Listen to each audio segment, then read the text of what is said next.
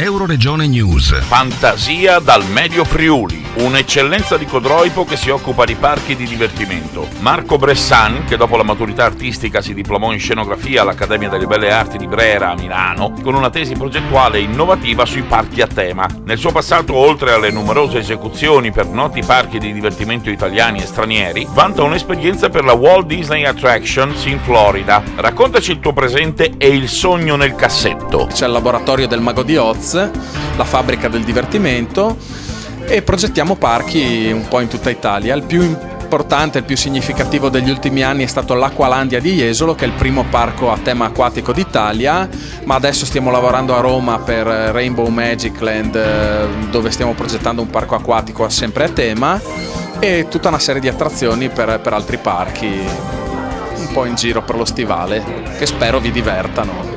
Il sogno nel cassetto sarebbe realizzare un grande parco tematico che ho progettato ed è in fase di presentazione a possibili investitori, perché questo è proprio un progetto nostro fatto in associazione con un grosso personaggio dei fumetti italiano che speriamo di vedere realizzato, insomma. Dal Medio Friuli per Euroregione News, Marco Mascioli. I nostri servizi sono disponibili su internet all'indirizzo www.euroregionenews.eu.